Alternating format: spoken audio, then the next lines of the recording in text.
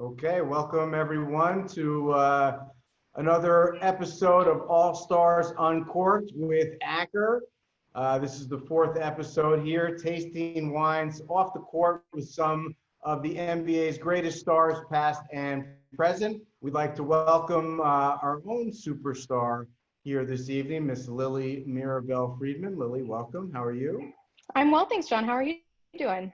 I am great, thank you. And of course, we'd like to welcome our featured guest of the evening, NBA champion, six-time NBA All-Star, NBA rebounding leader, NBA three-point contest champion, UCLA Hall of Famer, 2012 Olympic gold medalist, and last but not least, the very significant Arthur Ashe Courage Award winner, NBA superstar, Kevin Love. Kevin, welcome and thank you for joining us. I appreciate you having me, Lily, John. Thank you very much. This is unlike any other Zoom I've ever done, and that, transcends this entire time throughout COVID and quarantine and everything. So being able to enjoy wine, meet new friends, and, like with any wine, this whole culture, that commonality of it is just, there's nothing like it. So I appreciate it. Well, that's great. We're going to taste a lot of interesting wines tonight. And what are you doing? Where are you right now? And what have you been doing recently? I'm actually in New York City. I've been between here and a few places throughout the summer, Long Island specifically, but just working out, staying in shape. I was on one of the 8 teams that was not in the bubble. So I was in the delete 8, so to speak. So I got to just maintain, work out quite a bit. Thankfully, I'm a veteran in this league. I know what it takes. I know what my body needs to get back in shape. But just that holding pattern of not knowing when the season is going to start has been a little bit tough. But I know you guys are having Kyle Kuzma on here after this. Got to give him a big congratulations. As a fan, more than anything, I love that the NBA and Adam Silver, the NBA PA, everybody, they were able to collectively, pull off the bubble with 0 positive COVID tests the entire time. So major tip of the hat to them. Extremely important for sports. I mentioned that commonality that wine has, also has such a unique storytelling perspective and brings people together that I'm really proud to be a part of, the league and the NBA and how global of a sport it is and what a huge impact and escape quality it has for people. It's just amazing what they were able to pull off. And again, congratulations to the Los Angeles Lakers. They did an unbelievable job. Yep, no, it was amazing. I really enjoyed watching the bubble. And how did you feel about that? Obviously you're a competitor. You want to play, you want to make the playoffs every year and compete for the championship. But, with everything that was going on, was this kind of like the one year we're like, well, if I don't have to make it, at least this year's probably the best one to be out, or was it kind of burning you inside a little bit? A little bit of both. I had I know you guys had JJ Redick on as well, but we had a long conversation about just playing meaningful basketball and having, played my first 6 years where we were just right on the cusp of the playoffs. We're starting to play real meaningful basketball to making the finals 4 straight years in a row to now not going into the bubble and, not competing for a playoff spot or actually even just barely making the playoffs, getting the 8 seed, playing against the 1 seed, trying to be one of those teams that upsets or screws it up for everybody else. Like that as a competitor is really what I missed. But, sitting back and watching the playoffs, understanding, things in their entirety, whether it be, everything with COVID, social injustice. I know we'll get into some Napa wines and the West Coast, Portland as well, Oregon as well, excuse me. But, the wildfires and everybody was affected from that standpoint to the election coming up. There's just so much, going on that was amazing, even on top of what they were able to pull off as far as no positive tests. On top of that, they continued to push their own social message in such a major way. And that doesn't only, ring true and get through to people domestically, but this is worldwide. So it's extremely important that we continue to have these conversations. And again, I'll say it again, I'm proud.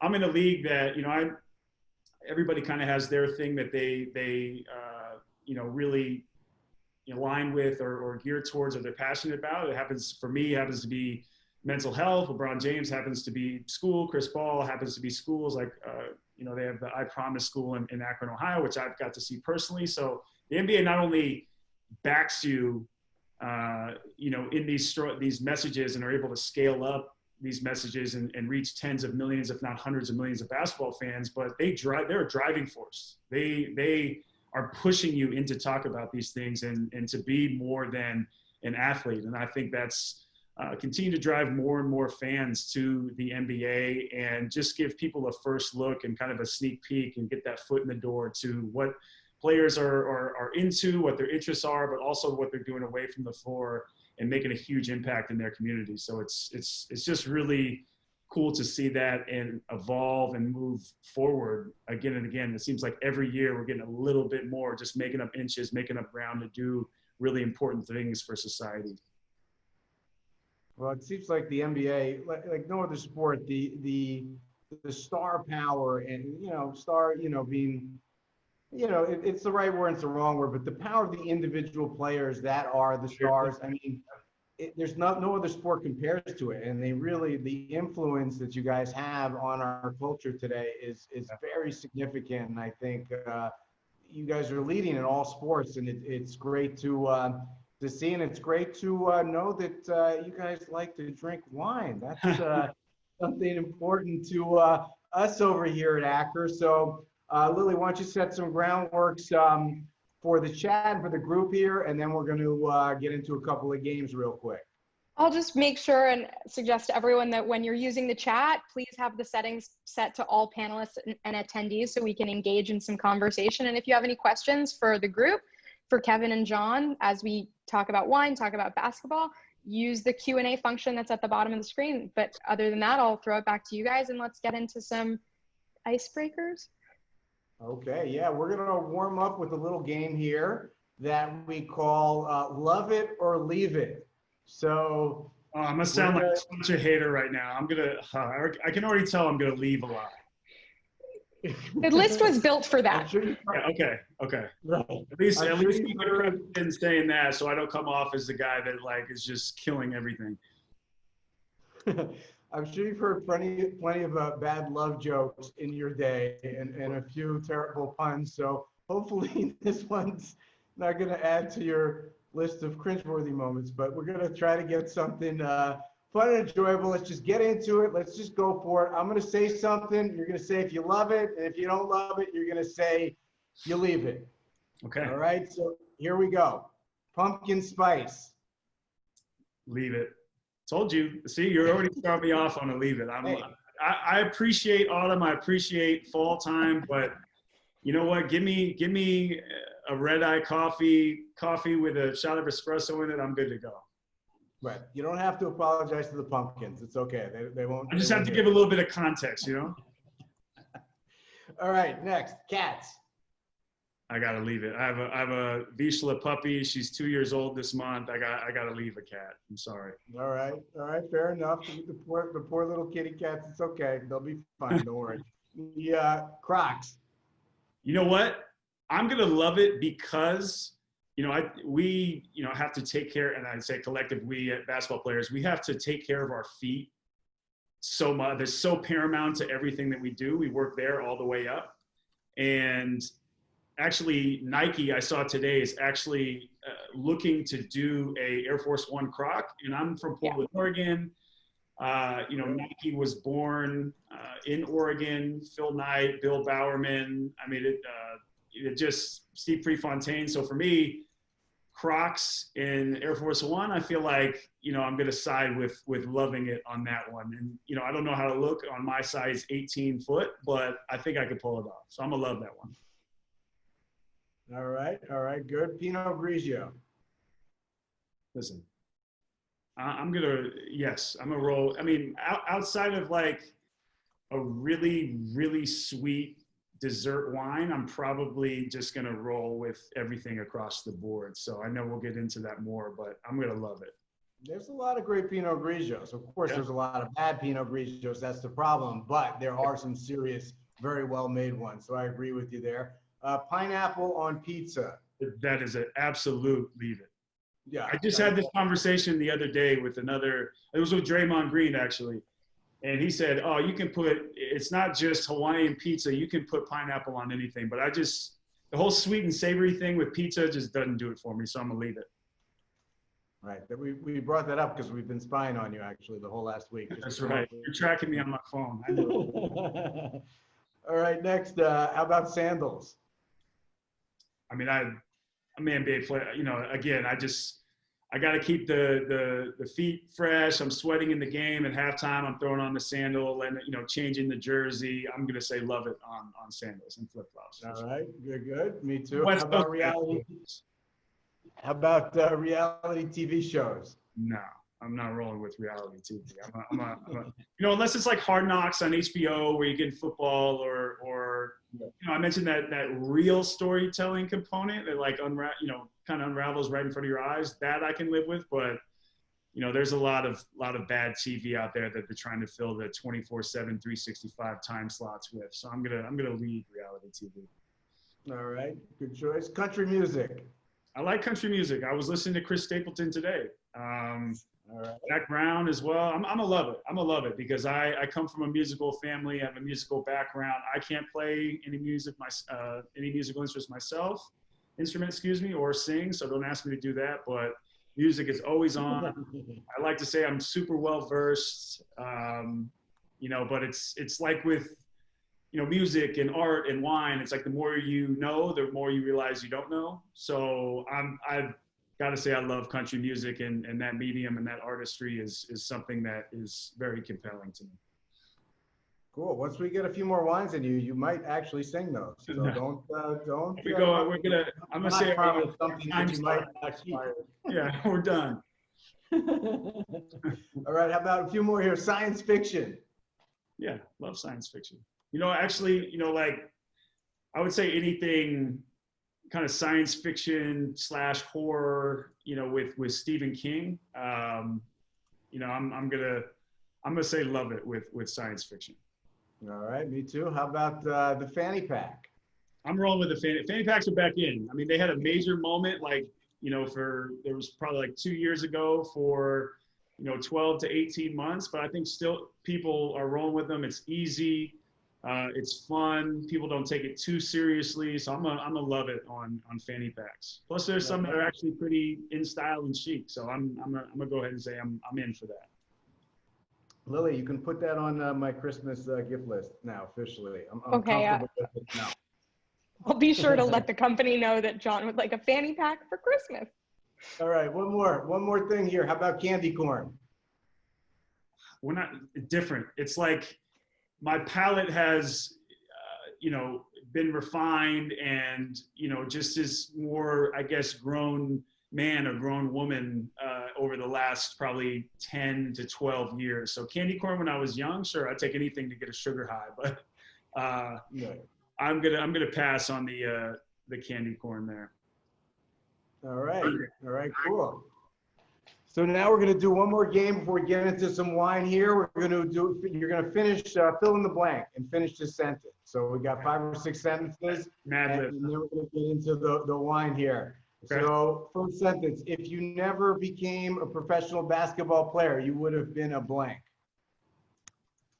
I always say I would do like in a former life, I did the sound score for TV shows. Like for example, I forget the woman's name, but she's unbelievable. The sound score she put together for Euphoria, the show on HBO, and Drake was a big part of that. They had an amazing artist on there called Labyrinth, who I've really grown to love. But how they help tell the story and narrate the story with music, because it just has that, has that nostalgic feel for a lot of songs. It'll bring you up, it'll bring you down. I mentioned storytelling, how it vibes with where the show is at. It can make you happy, it can make you sad, it can be a mood adjuster, mood booster, it can be a suppressant. Sometimes that feels good.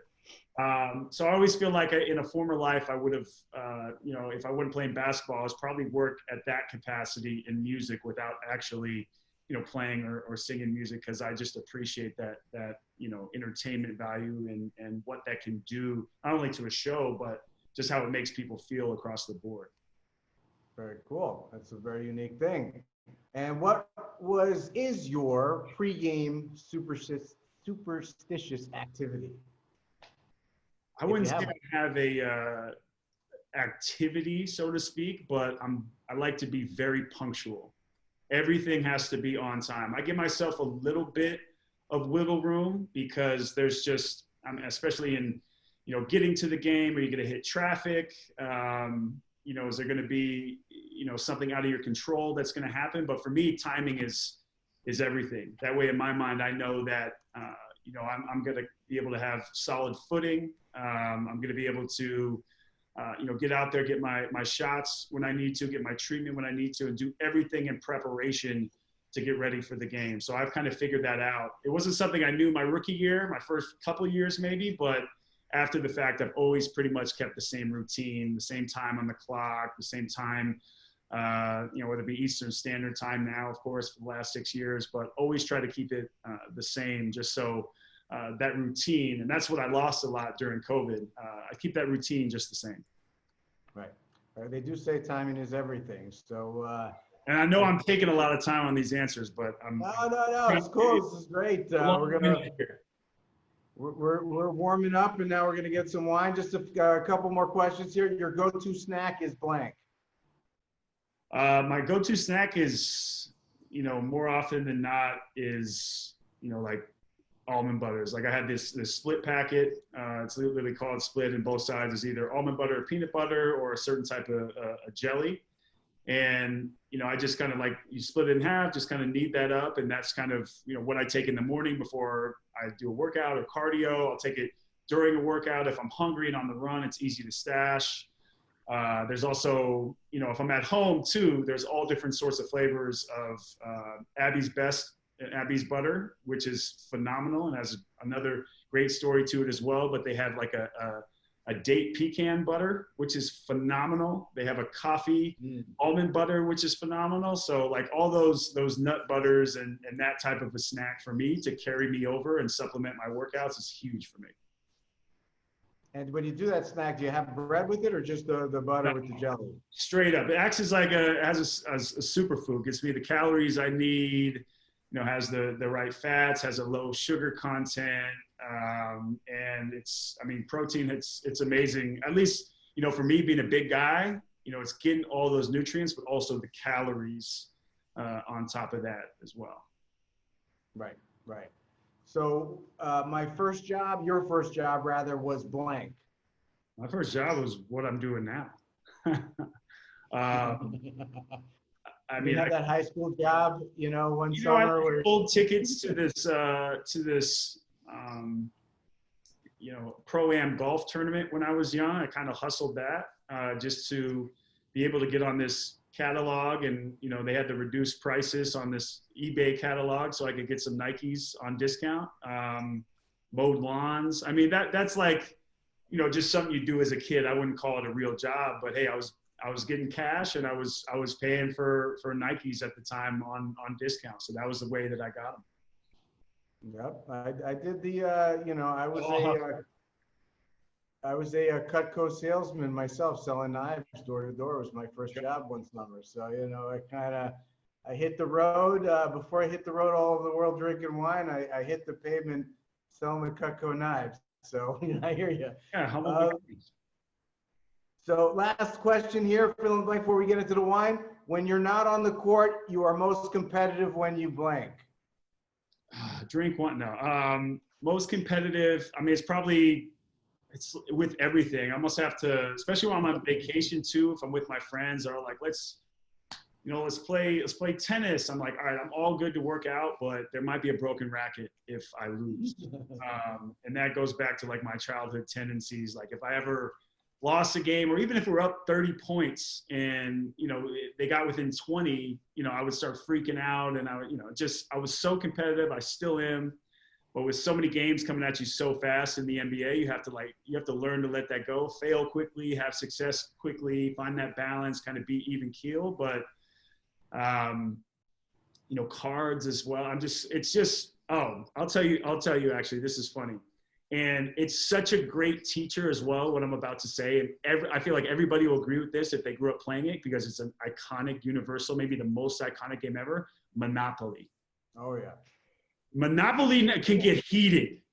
I tell you what, you get a few bottles of wine into, I mean, it's bad. You're gonna have a broken glass. You know, you gotta watch out for the decanter. It could get really ugly, especially with the banker, because I know the banker, if you don't watch him, probably stealing that big $500 bill too. I think you made me come up with a good idea, like Wineopoly. Everybody could bring a case of wine, and the winner gets everybody's wine and just takes it. 100%. 100%. You bring one bottle to drink, everybody, and then another bottle, whoever wins, they get that. So that could be competitive as well. I'm telling you, Monopoly is the best. I love it. I play with my kids. Been playing. I have a lot of kids aged 6 through 20, 4 of them, and so I've been playing Monopoly for a while. I'd say more so the 20 than the 6, because personally, I wouldn't have the patience. I'd be like, all right, let's go. Let's go. Marvin Gardens, Boardwalk, Park Place. All right, go to jail. So you're not up. You're not up for babysitting at the moment. No, not yet. No.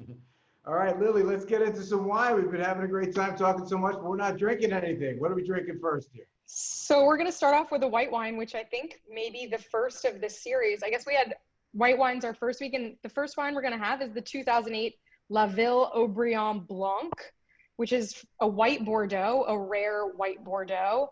Only 1,000 cases of this are made a year, and 2008 is the last vintage that it was called La Ville Haut-Brion. After this, it was changed to Chateau La Mission Haut-Brion Blanc. Same wine, same composition. It's Semillon and Sauvignon Blanc. And in this vintage, it's 79% Semillon and 21% Sauvignon Blanc, but it's dry.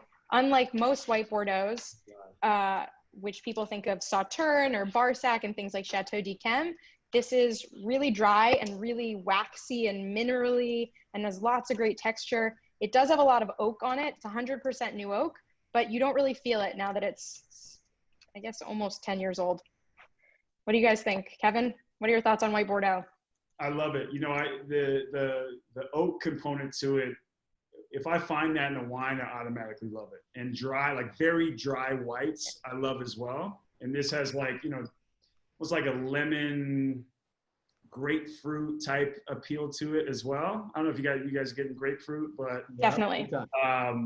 No, I mean, this is amazing. Obviously, it's a little bit colder here in New York City, so I wouldn't grab for this typically on 8:30 on a night like this. But this is a very great one. This is something that I would drink consistently for sure. Hey, remember, this is a tasting. Obviously, we're not going to. Hopefully, I mean, you being a very big guy, obviously, do you feel that you can drink more wine than the average person? I do. And I think I've been conditioned and I know we'll get into this, being in the NBA, and you guys have had, I believe, JJ and Carmelo on before this. Yeah. I mean, they'll tell you after a certain amount of time, it's not competitive drinking. We're not doing that. But at the same time, I feel like we get conditioned to, sharing bottles, actively tasting, just setting a baseline for ourselves and tasting so much wine. And that culture has been continuing to evolve, and even more younger people I was talking about last night are drinking wine in the NBA and in general, really, which is a beautiful thing to see. I love it. I wish I would have been an earlier adopter than I was, but I mean, it's something I do feel like, and maybe it's just my brain telling me that I want more of this. Maybe I can't handle it as well, but I feel like because I'm bigger, I can really hold my own and, enjoy just more vintage. So you're saying that you can drink me under the table? Is that what you're saying? I mean, I wouldn't doubt it, but that's again, that's not something where it's not like a monopoly thing that we were talking about earlier. I don't want to compete in that, but if we're opening up bottles like this, maybe. That sounds like something we're going to have to resolve in the future. Yes. Amen. So, Amen. White Bordeaux, Bordeaux, of course, is one of the biggest wine regions of the world, one of the most important wines. But the white Bordeaux, like Lily said, is off the beaten path. And this is kind of something that when we were talking to you beforehand, when we were setting this up, you said, you love trying new wines, you love trying different wines, different things, and that's kind of where we came up with this theme. So what is your wine story? What got you into wine? Was there one moment? Was there kind of multiple things? What's your wine story? So it's funny, I'll give you two stories. One is like almost a joke, because when you hear it, you're going to think like, how the hell is that the story of you like being, coming into your own with wine? But, because of proximity, I would say it was obviously Pinots and Chardonnay being in Portland, Oregon, and then you consider Willamette Valley and that whole region. But also proximity with Napa Valley as well. So that's what I was introduced to. Actually, my close friends at Jordan, their winery. So that was actually my first wine I had ever had. And of all places, I was at the happiest place on earth with my Aunt Jackie, and we were at Disneyland. Of all places, I was at Disneyland. Like, if people hear that, they're like, you're full of shit. Like, that's not what it was. But I would say my aha moment, and it's unique in that I believe I'm seeing it here, our fourth wine was Sassicaia. I believe it was I think it was a 2013 vintage, excuse me, I might have mentioned that, but it was just a wine where I thought, okay, this is it. Now this is wine. And it was shortly thereafter, I'd had Jordan, I'd done Napa Valley, but, like a Super Tuscan as well. Like, that just opened my eyes, and I thought to myself, wow, I want to try wines from all around the world. And just I have this line that I live by, where, I used to watch Anthony Bourdain and Parts Unknown, and he said, relentlessly curious without fear or prejudice. And for me, my curiosity is really what drove me and got me into wine. So I mentioned actively tasting, but still, I haven't explored. I mean, I have a little bit of Spanish wine, and I know we'll get into that. Argentinian wine, South African wine, even down under in Australia. Like, there's so much to consider there. And I know we talked about it earlier. It's like the more you know, the more you realize you don't know. I'll say that again and again, because I keep thinking I know more and more and more and more, and my palate continues to be refined. But even now, 10 years into drinking wine, I just turned 32 in September, I feel like it's, even like if I consider where I've come from in the last 2 or 3 years, it's like, wow, I didn't know anything. And now I still feel like that, and trying all these different wines and different years and understanding what the best vintages are. And I mean, I think now more than anything, I'm trying to understand, like, what are the best years for certain wines in certain regions, and the vintages that will go down in history as some of the best. Because I mentioned that storytelling component to it, that is, just brilliant. And it brings all of us together, and we get to sit at the table and discuss this, and the world kind of opens up for you. It's a beautiful thing. Yeah, I mean, wine is an amazing journey, and the great vintages age decades, and but the great producers make great wines every year, and sometimes you can get a lot more drinkability out of like one of those average years or good years. The great producers are always making great wine no matter what. So some of those wines offer earlier drinking pleasure, while those great vintages, you want 20, 30, 40 years in the cellar, which certainly you're going to have the time to do. One of the things that I wanted to ask you amidst all that is, so how old were you when Aunt Jackie first slipped you some wine at Disneyland? Were you 22 or? I'm trying to remember. I think it was because I came into the league at 19, played my first game. So I think it was the summer that I was going to turn 22 years old. Right. All right. So again, just a little bit over 10 years of drinking wine. But again, I didn't even begin to conceptualize or even understand it until I was 25, 26.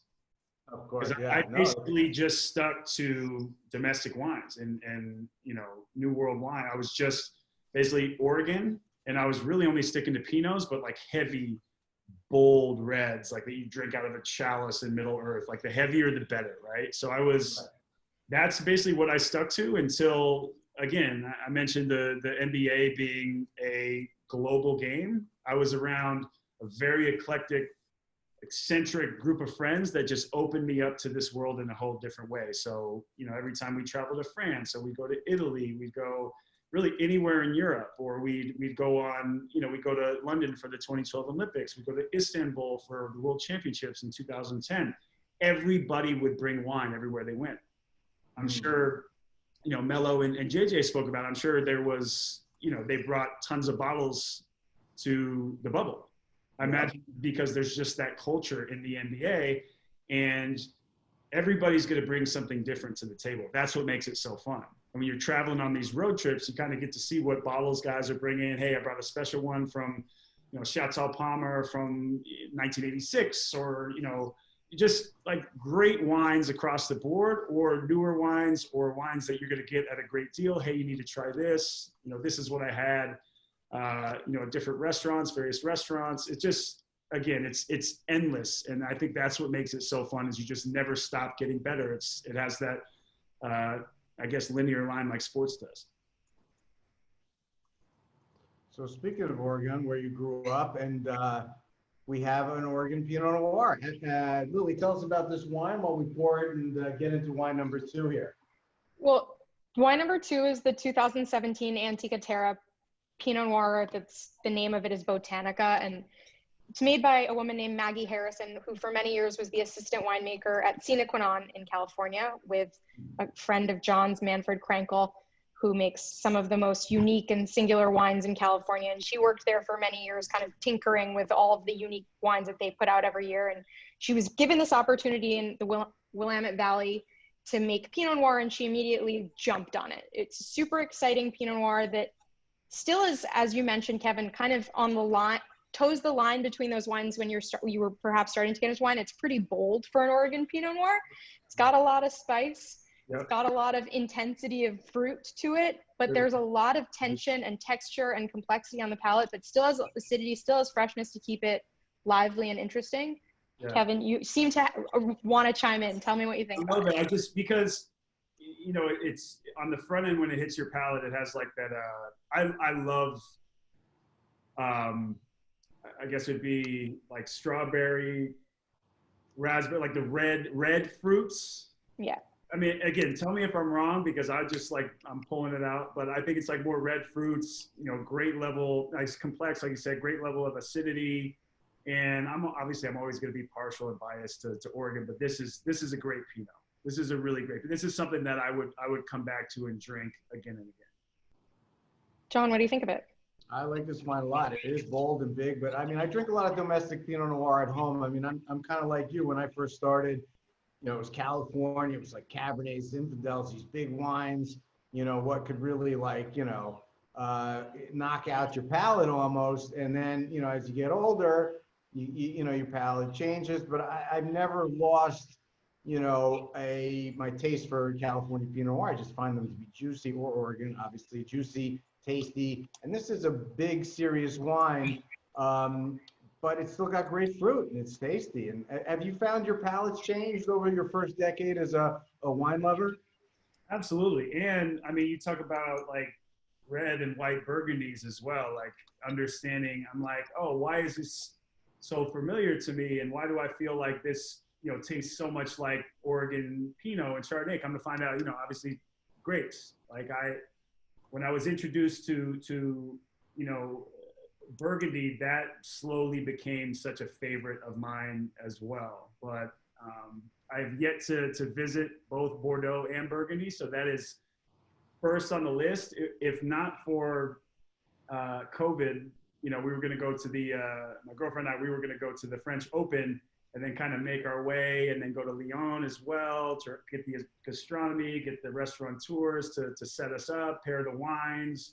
Bordeaux, Burgundy, like we were just going to go across the board. But as far as grapes go, I really got to understand, again, old world, new world, why I loved, you know, Burgundies and why I loved, you know, Bordeaux as well. But just the, you know, the introduction to, you know, the Chardonnays and the Pinots from Oregon early helped me understand that in such a broader sense. So I think that's how my palate has been refined over time, and it'll continue as well. I mean, that's, again, what makes it so much fun, and understanding the stories of these winemakers and the history behind it as well. I think that only adds to, the experience. And when you taste that again, it has, like I mentioned, the music component again, it puts you back in a place, where you were. And that's part of the essence, the part of the culture, the part of just the overall experience of drinking a wine. So I'm very fortunate to have grown up where I did, because, I'm able to, correlate and relate those wines so much to others, and, bounce ideas off of different people in Oregon as well. There's so many great winemakers now in that region. I'm very excited. I tell my friends I'm very excited for where that region is headed across the board, because I think they're going to really produce some great wines here in the next Yeah, few a lot of Burgundians making wine in Oregon too. There's at least a half dozen, if not more, that are making wines there, and just some incredible wines coming out of the region. Now Chardonnay is now the big buzzword out of Oregon. I mean, I think it was all about Pinot, but now people are like, hey, wait a second, the white wines are great too. So it's an exciting place to follow and to drink the wines of. Do you find yourself going back? I mean, other when you play there, do you spend a little bit of time in Oregon? You got family there still? Yeah, and it's great to, try, I think it's like Hazelfern, Granville, newer winemakers there. But I have good friends at Longolo, which is, a winery that I got introduced to by Channing Frye. And he actually just, you speak about Chardonnay, Pinot Noir, I believe they're going to do a Syrah. They're going to do bubbles as well. So they started a new brand called Chosen Family Wine. So I'm super excited for him. There's guys in the NBA, CJ McCollum, Dwayne Wade, Yao Man. There are different guys across the board that have started their own wines. But it makes me really excited because that's home for me. Right. That's where I grew up. So to see them is really, really cool, especially when it's a friend and I get to taste the wine and pick the grapes and see the grapes with them. Just feel like I'm exposed to something that I typically, I've been in Napa for harvest season. I've got to either pick the grapes, take the stems off, stomp the grape. I've got to do all of that, which is amazing. But to actually have a friend that's heavily invested, and my other friend Jacob as well, who's in there with Channing, it's really, really cool to see. So Longolo Estate and Chosen Family Wines are two people two brands I really have to, under the same umbrella that I have to shout out, just because it hits close to home. They're good friends of mine and they make great wine. So yeah, I definitely find myself going home and saying, hey, let's take our Sprinter van, drink responsibly, and let's go out there and let's go to all these vineyards. Because it's just, I have such a strong just connection and affection for the Pacific Northwest in general, but specifically Oregon. That'll always be my heart. Right. Speaking of friends, who are some of the guys that have the greatest wine collections in the NBA? Has there been anybody that's been a big influence on you? So I had this conversation a couple of days ago. I was in Cabo, and we were talking about our 2015-16 team. And Channing is a perfect example of this. So we were a team that thrived under chaos. And, we had so many different storylines throughout the year, and some of them good, some of them bad.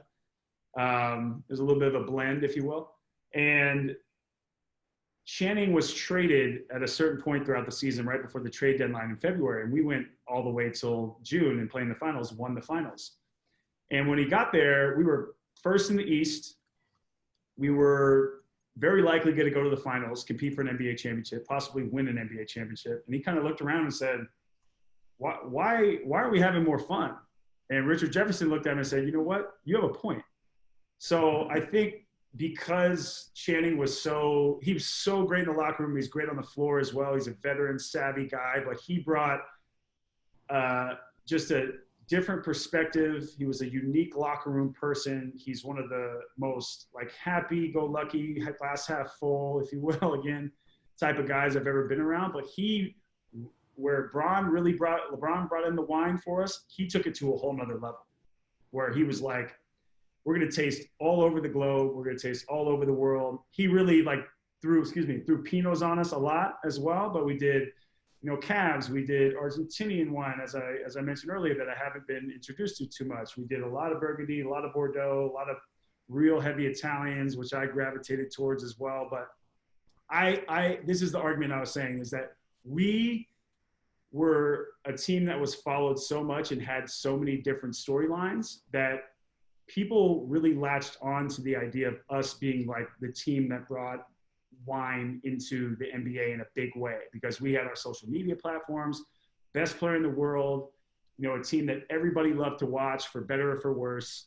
And there was just so much wine being passed around, and we got to celebrate wins, or if we wanted to talk about what went wrong in a loss, we'd bring out a new bottle.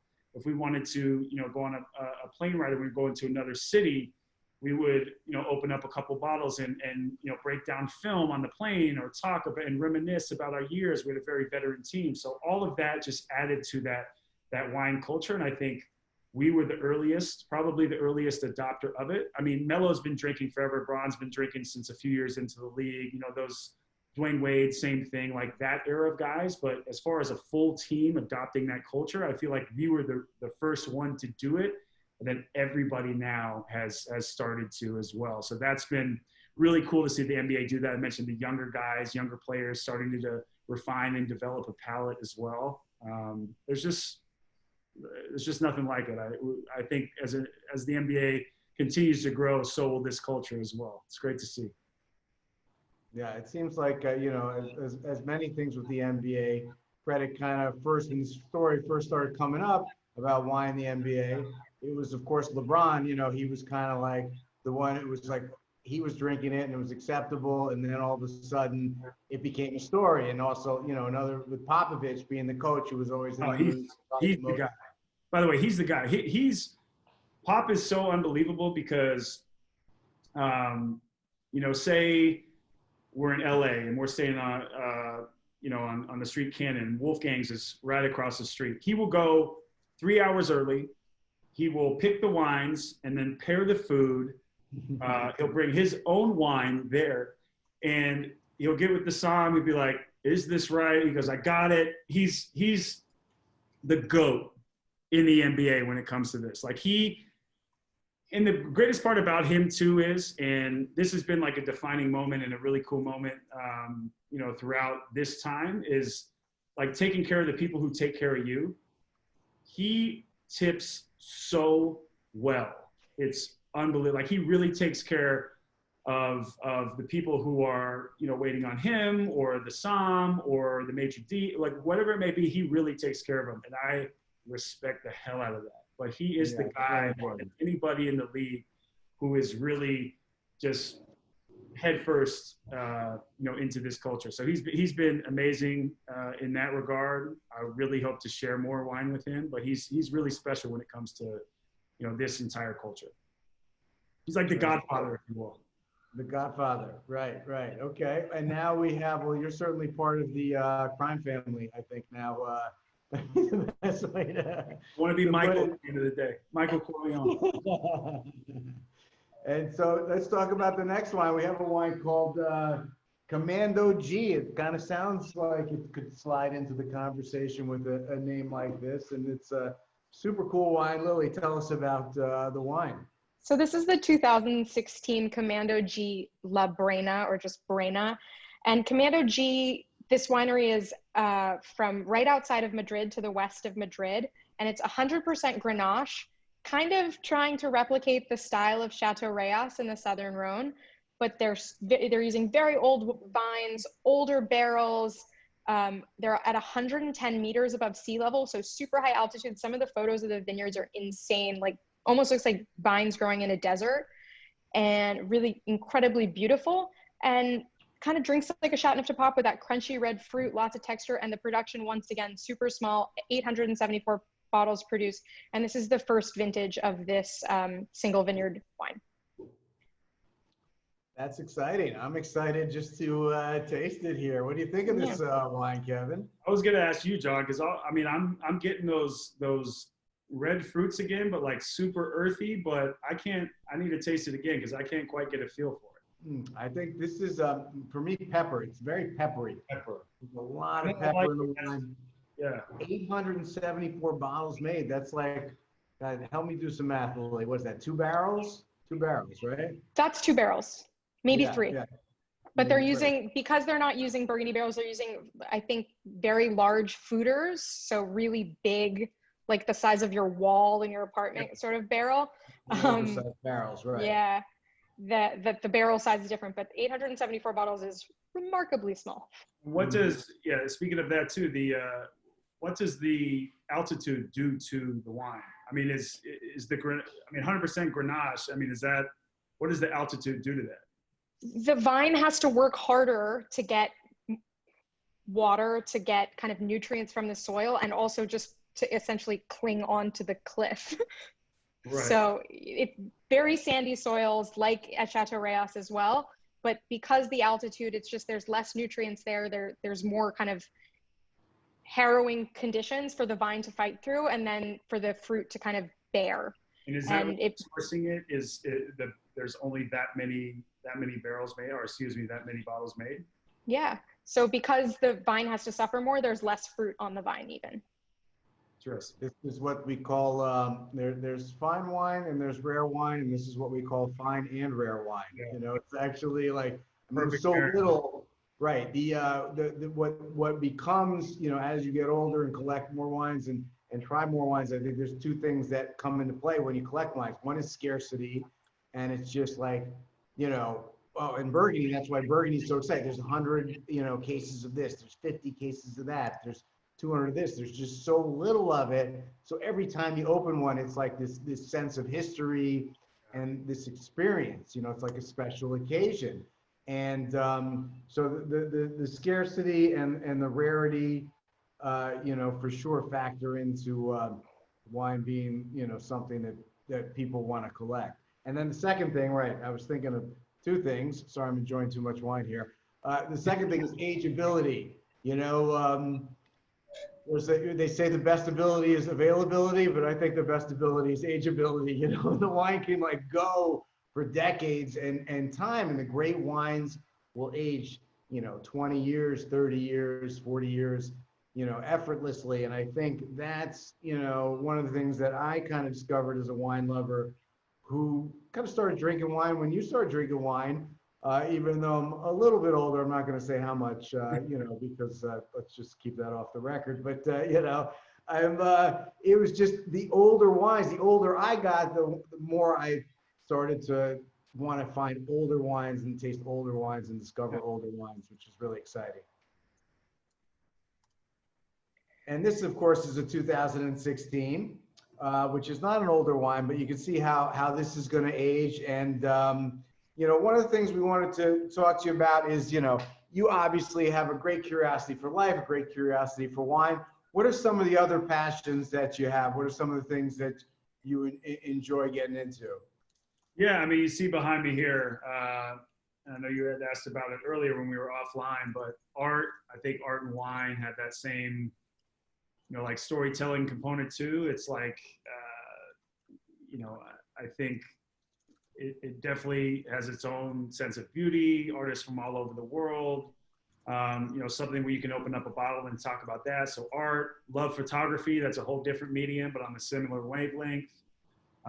Anything in the health and wellness space, it could be mind and body. I work a lot in the mental health space as well, have my own fund, the Kevin Love Fund. So love, you know, being able to help people at that extent. I'm a foodie. I mean, pairing the wine with the food. Used to, you know, some people live to eat, some people eat to live. You can understand which one I am. Used to be 35 pounds heavier. So definitely live to eat. You know, love taking care of my body, working out. There's just so much. Like I always like to say my curiosity, as I mentioned the quote earlier from Anthony Bourdain, like I use my curiosity as my weapon. And I think that definitely helps me with whether it be movies and cinema or reading books and having range and problem solving. I think all that in its accumulation can really help you as a life hack. So, you know, I even think in working in the mental health space and understanding what, you know, your body, for me, it's like my religion, right? Because we're burning it at both ends so much that we have to take care of it. And so for me, I just try to find ways to open up Pandora's box that much more, and just learn and listen and be empathetic and hear people out, and then be able to, find that resolve and find where I can make the most impact. And that's all across the board too, whether I be investing in companies, whether I, try to be, on the board or give advice or listen to people in the younger demographic, older. I just like to be a sponge and try to soak everything up.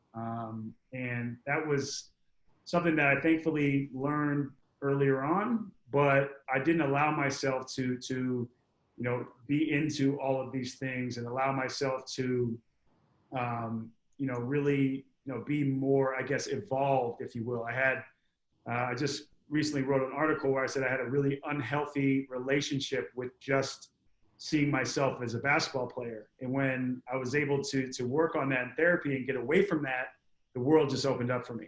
And I'm able to do things like this, meet new people like you and Lily. And it's been an amazing, amazing thing to be a part of. And again, it's a beautiful thing that wine is bringing us together, because that's one of my absolute biggest passions. And I don't feel like I know anything. And it's like with basketball, it has that commonality in that, you can always get better. You always feel like, that it's like that, say that masochistic instinct that carrot hangs just outside of what we all consider success. And we just keep going for it. So for me, it's just fun to learn, to be a sponge, to hear you guys out. And again, it just, that gets me up in the morning and ready to just crush every day. Well, to get better at basketball, you have to crush every day. I mean, the competitive level is insane. The good thing about wine, to get better at it, all you have to do is drink every day. Yeah. It's a lot easier, I think. Exactly. It's got some good potential there for next chapter in your life. But of course, you have many more years to play. And what are some of the things you do to decompress? Besides wine? I mean, you're under so much attention all the time. What do you do to decompress and kind of separate yourself from your work world and from being a famous person? So for me, I think it's different whether we're in the season or outside of the season, because for me, I tend to, like I said, my body's almost my religion. So, or I feel like it is. So in the morning I wake up and I kind of go head to toe and assess, okay, what do I need right now? Or is my mind racing? Do I have anxiety for the day? What do I need? Do I need a cold shower, ice bath? Do I need to hit the sauna and stretch beforehand? Do I need to do some yoga as a form of meditation? Do I need to just meditate straight up and lay on the floor? Do I need to get a massage, foam roll? Do I need to get to practice early? Like, all of that is going through my head, but allowing myself to also slow my thoughts and think, okay, what do I really, really need? It's like doing a full body scan every single morning. So, and then with food as well, like, what am I putting into my body in order to, service myself and play the long game? That, they say Father Time is undefeated. So we're trying to, have longevity in any way that we can. So that's the way that I kind of look at it. Thankfully at home, I've been able to afford, whether it be infrared sauna, or whether it be, a red light therapy, or whether it be, just across the board, anything that is going to help service my body. I've kind of reinvested a lot of my money in order to, obviously hurt my bank account with wine, but, just help my body recover faster, so that, whether it's an injury or whether it be, a back-to-back or a long road trip, that I can come back and I can recover quickly for, the next fight or the next game, whatever it may be. So those are things that I tend to do. I think getting away from the game, separating yourself as well, and diving into, all the other things that you're into, as I mentioned earlier, I think that could be super therapeutic as well. And just through this time, more than anything, I feel like it's doing this. I mean, thank God for whether it be Steve Jobs, whoever, Zooms, the Skypes, the, FaceTimes, whatever it may be. That has been such a great way to stay connected in times where I've either, felt lonely or I'm trying to get over regret and looking backwards and trying to connect the dots. Like, just calling a friend, knowing that they are there. And knowing that, you know, when I'm, you know, hopefully much, much older and I'm on my deathbed, I can look back and say, you know what, I went face first into my relationships in my life. And I think that is incredibly powerful. It's just that human connection that we've lost, that physical touch, that physical connection, still being able to at least see each other face to face and see our mannerisms and be able to connect on a different level than we otherwise would have been able to. Yep, yep. And hopefully sometime next year, things will kind of get back to normal. And I do have one thing that I have to correct you on. You said your wine costs you a lot of money, but if you buy the right wine, your collection will pay for itself. The appreciation in the fine and rare wine of your collection, you'll drink for free for the rest of your life. That's true. That's true. And honestly, if you find something that's a bargain, I know that we're going to get into that as well. The problem is I'll say, you know what? I love this wine. It's inexpensive. You know, I'll just buy in bulk. How many cases can I get? So that's, for me, it's a slippery slope because everybody, you talk about the culture in the NBA, everybody's like, let's go to Kevin's house and let's drink, because they know I'm going to open up bottles. If they want something, I'm going to say, you know what?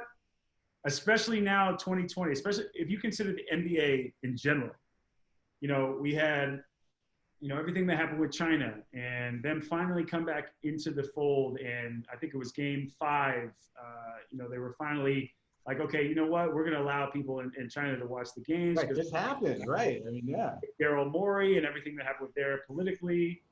David Stern passed away tragically. Kobe Bryant and Gianna Bryant passed away tragically. And then abruptly we had the game, boom, taken away from us. Like even for me, my 12th season, I had 17 games left in my 12th season. We had a really great momentum. We were a young team with a new coach after the All-Star break in February, and we felt like that momentum was going to take us into a lot of growth. And when that was taken away, it was incredibly tough for us. So, you know, just, you know, considering where the NBA is at, considering that, I'm like, let's open every bottle we can. If you want to open something that's not going to quite be right for a few more years, if you really want it, I'm fine with that. I'm fine with it. It's okay. It's okay. I wouldn't advise it, but if you guys want it, I'll do it. So that's also, I had a moment, an epiphany, and I'll end it on this, where I was in the cold tub with Matthew Dellavedova, who also a champion, been on our team. He's like a folk hero in Cleveland. Also has brought great Australian wine that's in my cellar at home in Cleveland. But he said, hey, mate, he goes, you know, you're the oldest guy on the team this year. So I looked at our roster and I thought, oh shit, like I really am. So everybody was like, oh, we're gonna go to the veteran when we need something. So if the young fellas came over to my place, I was like, you know what, you guys pick the bottles. I don't care what it is. Obviously I'm gonna kind of block off a certain section where the higher end stuff is, but if you guys want to open something, let's do it. And that's what, honestly, 2020, great vintages, you know, if they want to open up something from, you know, 2005, 89, I'm trying to think other great years, you guys would know better than me. Like that's fine by me. Let's do it. So there's 41 parties a year at your place in Cleveland. Just about, yeah, after every home game. Exactly. Right.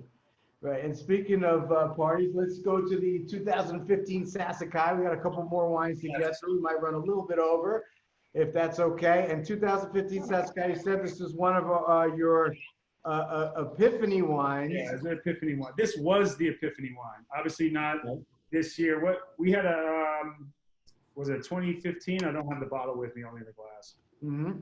This is the 2015, and I know we have like a minute left before you have to run, Kevin. So we're gonna power taste. I'm having a great time. Let's go. Okay. All right. So we'll at least That's power what happens taste when these. you open wine. It's like, you know, we got a few extra minutes. By the way, also I'll say this, Jonathan, it's my fault. I've been talking way.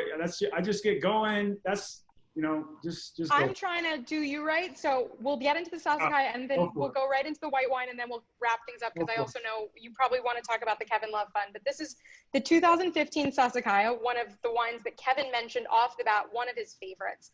And Sassikai is a super Tuscan. So it's from Tuscany, but they were built in the style of Bordeaux and meant to compete with Bordeaux. So this is 85% Cabernet Sauvignon and 15% Cabernet Franc. And it is one of the classics, a truly blue chip wine that it's a label that people know. They see it on LeBron's Instagram. They see it all over. And people go, I know from sommelier friends, they go into restaurants and they say, this from his Instagram, I want to order this. So it has great brand recognition, but it's also really delicious. So what do you guys think of it tonight? I mean, I feel like any time a wine has like oak, leather, yeah, smoke, like that's just me. That's just always how I've been on my palate. I know it's maybe people feel like they can't drink too much of this. I personally feel like I can. I love this wine. And it was, as John said, it was as I talked about earlier, it was like an aha moment for me when I first had this. I thought, okay, this is wine right here. This is what at least for me is what I love. So again, like you said, like LeBron has opened it up. I've been with friends all over the world where we've opened up great vintages, double, triple magnums. But no, it's just a great wine that I feel like even now in like a newer vintage just can open up and taste great if you let it decant just for a little bit. Yeah, this is drinking really well. I mean, it's actually, I don't feel like it's too young. I mean, it's 5 years old. Certainly it's got more time and a lot more to give. By the way, have you ever had the 1985 Sassicaia? I haven't. That's my brother's birth year too. You know what? I'm going to strategically, I hope he's not watching, but I'm going to strategically get that so that we can share it and I can have it. So I'm going to, that's the move. But he's probably watching. This is not good. That is one of the legendary wines, one of the greatest Cabernets ever made. Certainly one of the greatest Cabernets ever made outside of Bordeaux, without question. Probably top 5 ever, 85 Sassicaia. Amazing wine. And yeah, that's some real stuff. So talk to us about, the Kevin Love Foundation, everything you're doing off the court. You've brought amazing awareness to mental health, to mental well-being. I think, during this pandemic, it's more important than ever before, connect and staying human, and talk to us about everything you're doing off the court. Well, I appreciate you asking, and I also appreciate that you waited till the 4th wine for me to get a little boost and get but no, the Kevin Love Fund was started just over 2 years ago to inspire people to live their healthiest lives while creating tools for both physical and emotional well-being. Because I've seen it on both ends. I've seen it, whether it be, in my father with his chronic inflammation in his back, whether it be just, in the mental side. I've seen it in so many people, including myself, that have dealt with issues and anxiety and depression, whether it be bipolar or schizophrenia, so on and so forth. Just creating tools for them, erasing the stigma. That's one of our pillars. Education. We have a great education program for 9th and 10th graders, a pilot program that we're working on right now, which is going extremely well. And then tools and research. Those other 2 pillars go together, creating those tools that everybody can access, no matter how much money you have. I'm very thankful that I'm able to afford medication. It's something that sets a baseline so that I can do the real work. And by the real work, I mean CBT, which is cognitive behavioral therapy, which over time has shown to actually be better than medication. But it's then creating the other tools that I mentioned, whether it be meditation, whether it's giving people a place where they can get, resources and talk to somebody, whether it be, outside the box thinking as well. So that's something where on the research side that we're trying to find, and we actually endowed the first chair at UCLA from the Kevin Love Fund in their psychology department. So we're extremely proud of that. Obviously that hits close to home for me, went to UCLA and worked with just a lot of really badass people over these last 2 years. And just, I mentioned connecting the dots, working backwards, but working on myself, paying it forward. Really, I mentioned being more empathetic, listening to people, really hearing people out, understanding what they need from all different walks of life. And really through COVID during this time, whether it be, with the pandemic and COVID-19, whether it be, I mentioned the wildfires out west and everybody that's affecting and putting out of their homes, whether it be the riots, social injustice, Black Lives Matter, the election coming out. I feel like the unknown for people is putting so much stress and so much anxiety, making people depressed. I mean, I'll give you, I have a ton of statistics that I have here just from reading, but I'll tell you one that really hit close to home for me because it was just within the last 6 weeks, is that in second quarter of 2019 versus the second quarter of 2020, anxiety rates in America have tripled, whereas depression rates have quadrupled. Wow. So it's scary to see the trend and where this is going, but I guess I'm very happy that we started this when we did, started the Kevin Love Fund when we did, because we're not behind the 8 ball. There's no way you could have planned for this. There's no way you could have strategized for this, but we set the groundwork early. We partnered with people that have been there and done that before in this industry, in this line of work, on the philanthropic side. And we're raising money to make a major, major impact on people's lives. Because whether it be, I always say, within arm's reach, or whether it be you in first person, somebody is dealing with a mental health disorder or mental health issue, and especially during this time, whether it be loneliness, isolation, whether it be not being able to have the resources depending on where you are.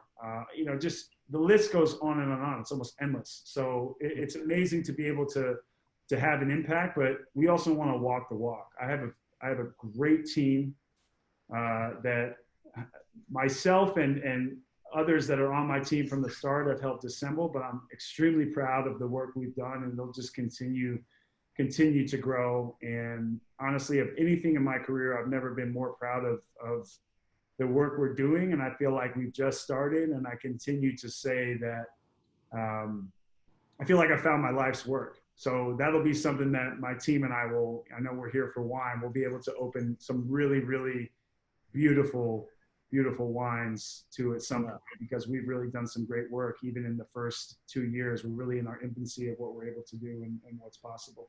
Yeah, you really broke the ice for the whole topic, and you see guys today talking more about it. Hey, I'm not okay. I need I need a little break, or I was just in a bad place or whatever. And it's okay to say that because we all have our ups and downs. But I think you've made it okay to talk about, which is an enormous thing, because in the world of sports, it's traditionally been I am sport player, and it's like, I cannot, have feelings, that's it. And you really totally changed the game in that regard. And I think you're making the players in every sport more accessible, and you're kind of showing them, hey, it's okay to be human. Yeah. No, John, you nailed it. I mean, I think, and it's been players and athletes from all sports now, which has been a beautiful thing, because the more we create that community, the more we pay it forward, the more we tell our own stories, it makes people feel like they're not on an island by themselves. Like, that was the scariest thing for me. I was like, I'm living in the shadows here. I don't know if I'm ready to expose this, but man, I'm suffering, and I'm ready to just leave it all out there, play my cards. And thankfully, literally when I pressed send back in 2018, I can remember that day. I mean, within the first 3 or 4 days, I think we had 6,000 emails. Within the first week, I think we had close to 10,000 of people just sharing their stories, but also people in the NBA reaching out to me, people who worked on my team. The support was incredible. So establishing that community of people that are either suffering or know somebody that's suffering, it just, that empathy comes with that evolution of all of us, and all of us being on the same playing field, man or woman or other. Like, we are in this together. So I think, it's the pandemic that nobody's really talking about, but I think through this time in 2020, the silver lining is that this will be brought to the forefront of the conversation. So that's what, maybe saying that it excites me is the wrong thing to say, but it just allows for that really area and room for growth in all demos and all walks of life, no matter where you're coming from. Not just here in America, where it's 300+ million people, but worldwide, where it's in the billions that are suffering. Like, we can really make an impact, and it's an accumulation. Like, everybody can play a part in this, and I think that's what's special about the mental health space.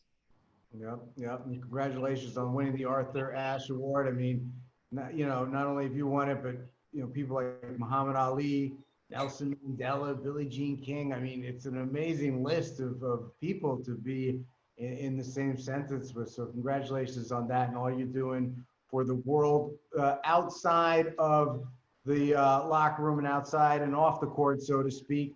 We have one more wine we're going to taste, but we're going to wrap things up with our 60-second shot clock. And what do we have here, Lily? We have oh man, I left it in the kitchen, but I had it yesterday, so I'm not going to run to the kitchen.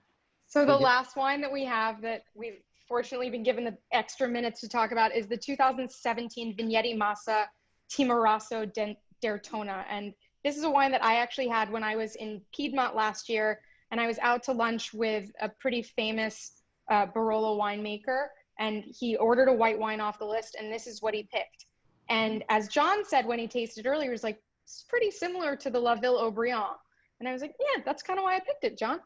It's Timorasso was nearly extinct. It's a native Italian grape from Piedmont, and it has a really interesting minerality and some honey flavors and ripe orchard fruit in a similar way to the white Bordeaux that we had earlier. And this one producer primarily has revived this almost forgotten grape, and now even someone like Vieti has bought into it, and they're making Timorasso. Roagna is making it, Vieti is making it, and it's kind of regaining in popularity. But it's a delicious wine to pair with food in terms of something maybe a little bit richer, whether it's salmon or a pork dish. But I find it really interesting and has a great ability to age, as John was talking about before with the Spanish wine.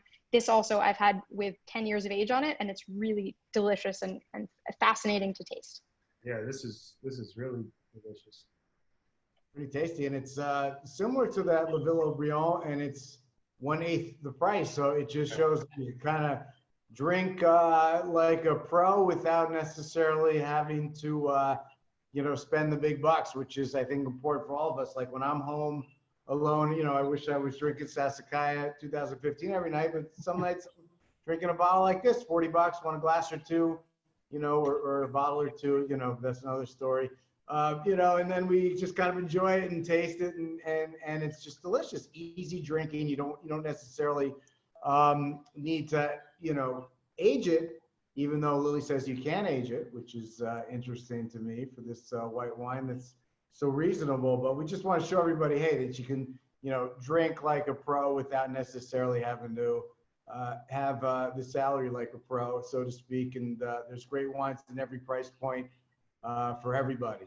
Yeah, this is an outstanding wine for the price point. I have never had this before, but the intensity is perfect, acidity perfect.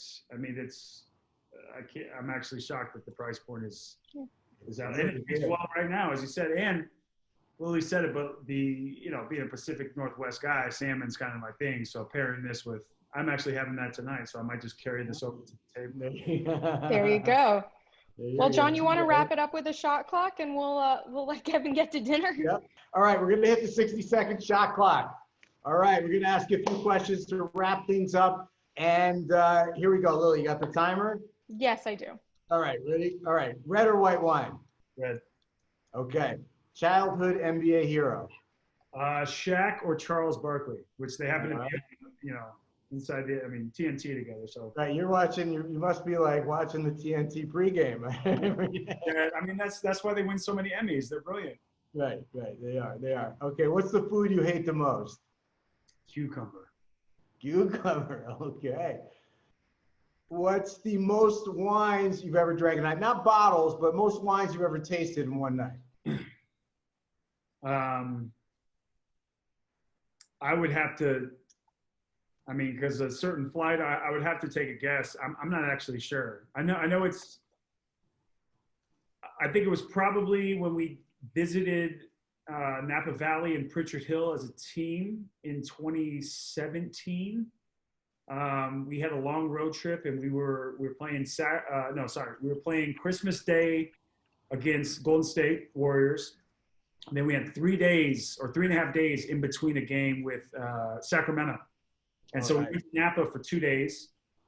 We went to Mayacamas. Yep. The people from Continuum were there. Obviously, Goose and Gander, my friends at Goose and Gander love it there. And then we went to Brand, and we had a major flight. And I think it was, I'm trying to remember. I showed you guys before we got on here the cellar, and I think we tasted like 8-ish. So I don't know if that's a lot or not. I don't really know, but it was typically people drink and spit it out. I was just like, let's just drink. The game's in 2 days, so I'm okay. But yeah, there was a lot of wine consumed that day. Right. We're going to get you up, a good, 20 wines in a proper wine there. Tasting, 1 ounce, 1 ounce, 1.5 ounce, 2 ounce. That's a good. So we were like 5 ounce. We're big guys, just pour. Right. So there you go. So you doubled down, right? You doubled down.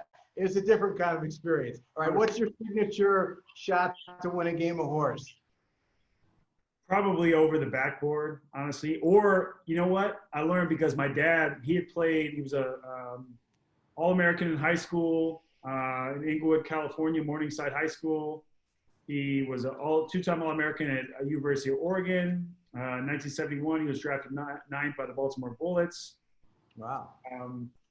Yeah, so like a good, little lineage. But he played on the Spurs with the Iceman George Gervin. And George Gervin used to bank it from what would have been the three-point line from straight on. So sometimes I do that because it's such a unique touch shot, or just the classic shot of going straight over the backboard, and it's a tough shot regardless. So that was probably one of my go-to. What's your last supper food and wine pick? Ooh, I'm gonna go with I'm trying to think of the year because my best friend, he fifth generation Italian agriculture business, produce distribution. They had a major year. I forget if it was 3 years ago, 4 years ago, right around Father's Day, so in June.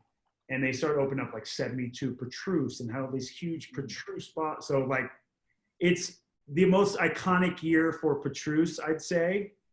Okay. And the last meal, honestly, might even be with them. Like his grandmother Marie and Auntie Terry,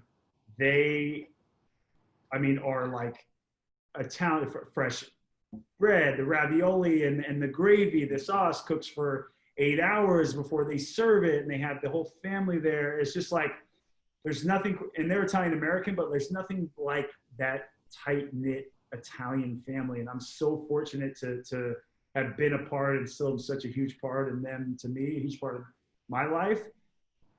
That there's nothing better than sharing that and the meal. So if I could recreate that, there's nothing better. Like right. Right. The ambiance makes a difference. Like who you're with, where you are. Yeah, exactly. And for Petrus, I highly recommend the 1989 as the there you go. I'm 88, baby, so it's there you go. Conception year, so to speak, but like, I was out of the womb and going. 89. Okay. It's good. Close enough. Who's the toughest guy to guard in the NBA for you? So, sorry, I just wrote down 89 Petrus. So when I came into the league, it was Dirk Nowitzki. He was just unbelievable. 7 feet tall. At the time, could really move. Was in his prime. They ended up winning again, and they went to the finals in 2005. Lost to the Heat. Heat had come back from 2-1, but in 2011 they beat Miami in the first year that it was Bosh, Wade, and LeBron. He was just impossible to stop. There's nothing you could do then. But now, it's tough because now it's such a different game. Yeah. So like guarding anybody from like a point guard to a 5-man, it's really hard to say. It could be anybody on a given night. Because in the open floor, it's probably like a Giannis or LeBron because they're a freight train. They're just coming downhill at you so fast. But then if you get switched off onto a guy like James Harden, he's just a magician with the ball. He's so crafty, kind of manipulates the game. He's creative. He makes, you know, he gets a foul call on you almost no matter what. You got to keep your hands tight, but go straight up. So he's very tough. And then to score against, when I came into the league, it was Kevin Garnett. And he had won, I believe, Defensive Player of the year that I came in, which was 2008. I was drafted, so it was 08, 09. He was impossibly hard to score against. He's listed at 6'11". He's really 7'1". Kevin Durant's another guy, really hard to defend. But to score against, I'd say now it's, you know, guys like at the rim, it's Rudy Gobert. It's, you know, because of the team that Draymond Green plays on, he kind of gets to guard who he wants and float. And, you know, he happens to guard me. He's won Defensive Player of the Year. He's always on the all-defensive team. You know, it's guys like that that pose a really, really tough threat. But that's what makes the game so fun. Like every game, every, you know, the away game, playoff game, it just all brings a different threat because you make adjustments. Every game is different in itself. Foul trouble, where you're playing, the crowd. It all poses a different threat, but that's why basketball is beautiful. Right. And word on the street is early January or late January start for the next season. What's the word? I mean, ideally, I imagine the guys that were there, especially, I can't speak for them, but I have spoken to them. I imagine we're not going to go back into a bubble. Hopefully, everybody can remain safe. Excuse me, I don't know that I'm popular. I imagine, you know, guys won't want to go into that bubble, and we can be safe. Who knows about a vaccine? That's a whole nother can of worms. But just making sure that we're safe, because they did such a great job of making sure that was possible, and everybody got to enjoy themselves and feel like they could go out there and perform. We're hoping that's the case, but nothing happens without the fans. Right, and the fans got to enjoy it most importantly. Especially after so many months of you know, there was nothing. I mean, it was funny. You remember The Last Dance came out, and it was like this miracle. It was like, oh, we had something new that was sports. But ESPN was so great in doing that, and you got it, like Bob Iger and Disney. They did such a great job of like moving that from June all the way up to maybe like 3 weeks or a month when we knew that the season was going to be postponed for a while. Right. That was so smart. I can only imagine the ratings were through the roof. I don't know the numbers or the analytics on it, but I can only imagine that it was huge because it was special. I just watched it again. We did a mini bubble ourselves just as a team for 2 weeks in Cleveland, and I actually watched it all the way through again. It's special. It's just so special. Yeah. Well, thank you. You are very special, and thank you, Kevin, for joining us tonight. It's been an amazing session. You know, just to share your passion, your energy is just incredible, and cheers to you. And thank you, everybody, for doing this. And look forward to doing it in person, perhaps in the Hamptons, 2021. We'll see how the season goes. We'll run it back. We'll definitely run it back. I'm holding you guys to that. Well, thank you so much, and cheers, everyone. Cheers. Have a great evening. We'll be back next week with Kyle Kuzma. Thank you, guys.